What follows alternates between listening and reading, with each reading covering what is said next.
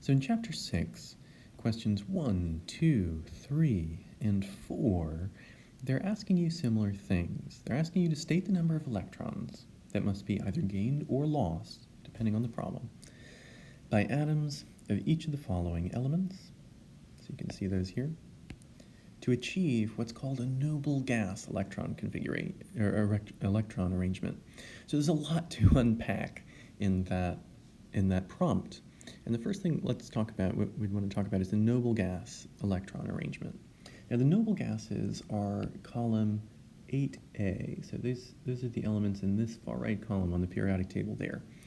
And in order to understand what's special about them, we want to go back to drawing the Lewis dot structures. Remember that atoms are like Legos, and the bumps or ridges on the top of Legos are like the electrons on the very outside of the atoms.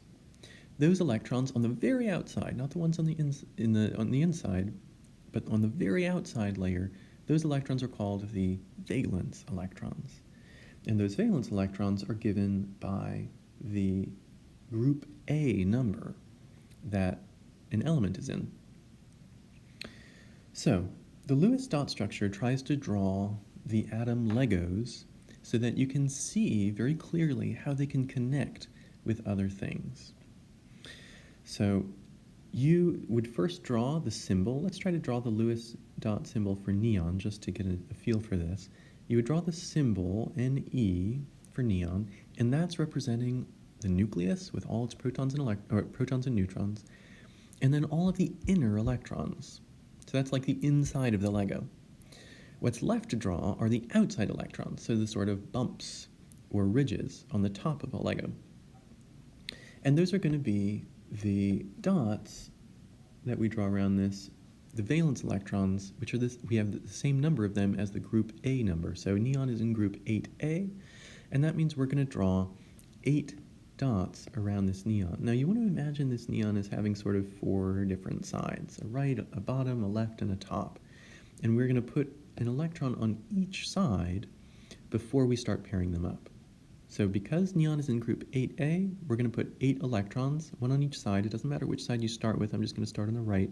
So that's 1 on the right, 2 at the bottom, 3 at the left, 4 at the top. Okay, now that I have 1 on each side, I can start pairing them.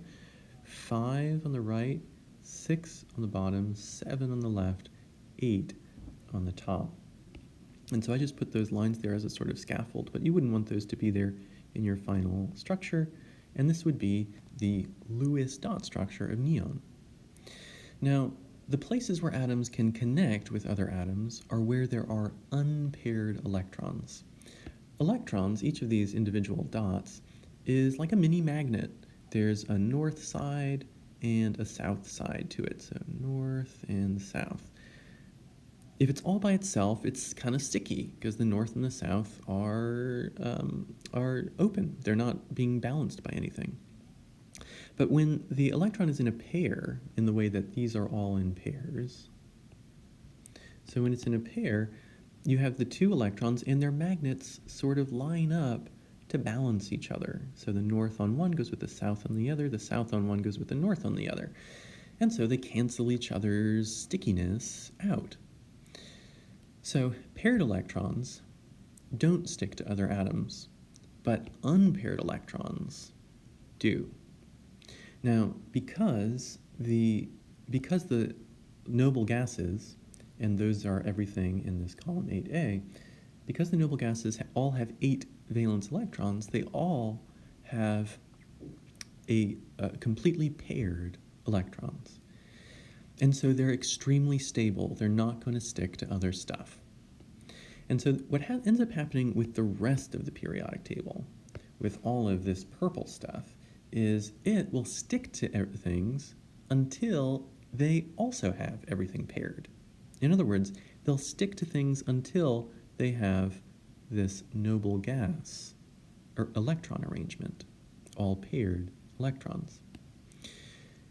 So that's why they're asking you to draw how many electrons must be lost to achieve a noble gas electron configuration. This means all electrons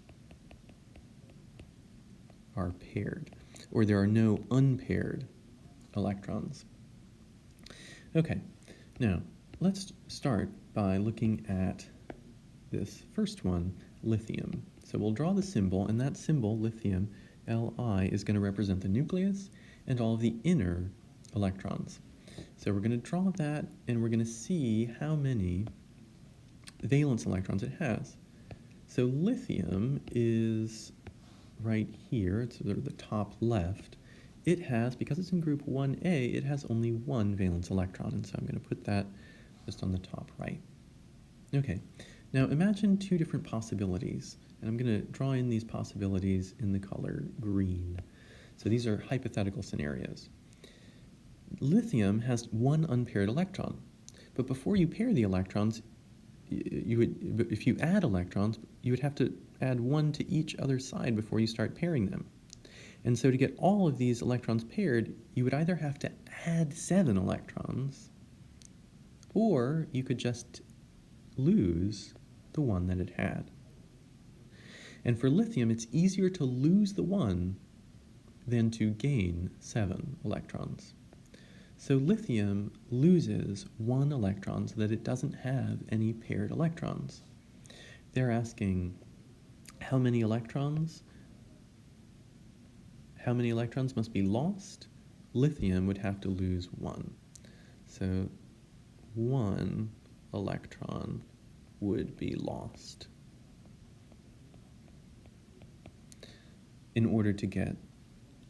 for lithium not to have any paired electrons. Okay, let's go through the same thinking for calcium. So calcium is right here, sort of on the left side of the periodic table. Because it's in group 2A, it's going to have 2 valence electrons. So to draw the Lewis dot structure, you could draw the Ca, and that's going to represent the nucleus and all the inner electrons. Again, because we're in column 2A, it's going to have 2 valence electrons, put one on each side before you start pairing them. So that would be the Lewis dot structure for calcium. And you could see that if calcium were to get rid of all of its unpaired electrons, either it would have to gain 1, 2, 3, 4, 5, 6, or it would have to lose the 2 that it has. It's easier to lose the 2, and so calcium would lose 2 electrons. 2 electrons would be lost. And this lowercase e with the negative sign, that's the symbol for an electron. So 2 electrons would be lost from calcium. And just to be consistent, let me redraw the lithium. You can see it had 1 valence electron like we saw before. Okay, let's try to reinforce this idea with the third problem, gallium, Ga. So gallium is over here. It's kind of on the middle right side of the periodic table, and it is in group 3A. So to draw the Lewis dot symbol, you draw Ga for gallium, and because it's in group 3A, it has 3 valence electrons, so put one on each side of gallium before you start pairing them. And so gallium has these 3 electrons. In order to get them all paired, it could gain 1, 2, 3, 4, 5, gain 5, or it could just lose the 3. It's easier to lose 3 electrons than to gain 5, and so 3 electrons would be lost. In the case of gallium. How about cesium, Cs? Now cesium is in the bottom left of the periodic table. It is in group 1A. So to draw the Lewis dot structure for this, you draw Cs, and that Cs represents the nucleus and all of the inner electrons. And then you would put, because it's in group 1A, just 1 valence electron next to it. So cesium could either gain, to get rid of all its unpaired electrons, it could either gain 1, 2, 3, 4, 5, 6, 7, or it could just lose 1 electron. It's easier to lose 1 electron than to gain 7, and so 1 electron would be lost from cesium. Okay, how about what if you apply that same thinking to barium? Well, barium is in the bottom left of the periodic table. It's in group 2A. So to draw the Lewis dot structure for that, you draw Ba, and that's representing the nucleus and all of the inner electrons. Because we're in column 2A, group 2A, we'd have 1, 2 valence electrons. So to get rid of all of its unpaired electrons, barium can either gain 1, 2, 3, 4, 5, 6 electrons, or it could just lose 2. It's easier for barium to lose 2 electrons than to gain 6, and so 2 electrons would be lost. And again, the reason why we're trying to get rid of all these unpaired electrons is because an unpaired electron is like a sticky little magnet. It's going to stick to other stuff and get ripped away, or rip other stuff in the world and pull it to itself.